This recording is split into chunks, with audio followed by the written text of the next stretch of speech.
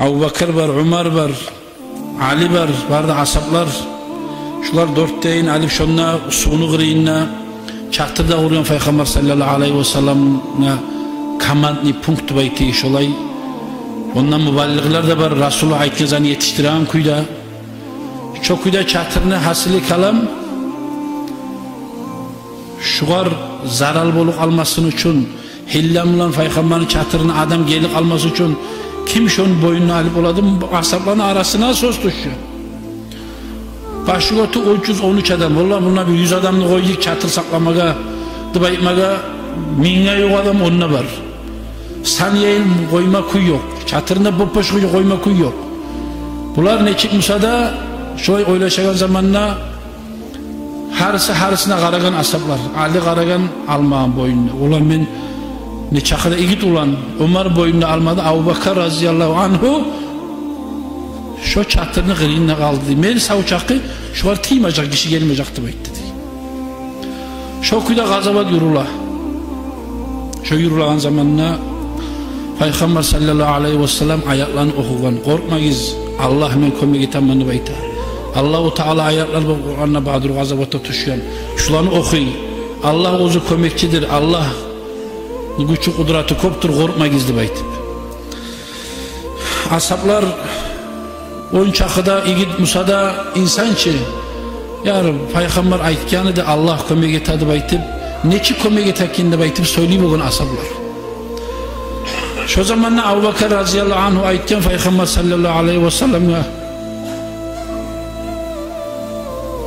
asaplar şunu söyleyip Allah'ın elçisi bayt dedi. Ne kömek var? Ne kömek var zatıyla Allah'dan? Hali bizi uttursak daha bizge baş götürme yoktu bekir Abu Bakr. Birinci gazavatımız Peygamber diyor. Sen Allah'a tila yalvar, bizi koy sen Allah'a tila bekir. Gazavat etti Peygamber aleyhisselam kırga çıkıp, kılıç selpip kaytarıp da geldi diyor. Onun içine oturup da durmağın. Şonna Peygamber sallallahu aleyhi ve sellem Allah'a yalvarıp etken duası var. Hey yesim Allah. Sen vaada etkensen Allah. Vaada ettin kömek etemanını baytip. Sen vaadana xilap çıkagalardan tuğusanca Allah'ta bayt dedi. Hali bugün hali şu başlap birinci gazavat birinci kan toğulu yesim Allah.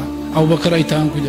Bugün bir şuna tup bulsak dağı biz şu seni İslam'lı baytan dinin dağı taptalıp taptağın tumuna Allah. Bizim yer etme daha sen kömek et Allah'ta baytip. Ekki de oğlun göteri Peygamber sallallahu aleyhi ve sellem kokka bağıp dua etadi. Hatta arkasındaki abası yerine tuştu Peygamber'in dedi ete durup. Karışıp, yilap, yalvarıp etti Peygamber. Şu zamanla Abu Bakr aytazdi. Zid ya Resulallah, zid ya Resulallah aytazdi. Dağıt et Peygamber, dağıt et Allah'ın elçisi, dağıt et Allah senin duana cevap verecek. Şöyle kanıqıp bu aminle bayta o dua eta. Şu kuyda turagan zamanda Peygamber aytken hey Abu Bakr ullu suyuş bizge deb aytken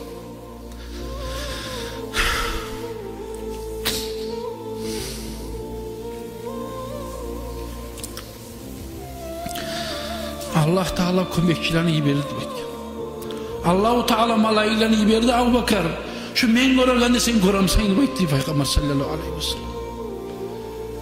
Ak atlardan bulan, yaşlı çalmalardan bulan koktan malaikler gelir. Ne çık olma tat kardeşler. Allah-u Teala insanlara malaikler koşulmak için.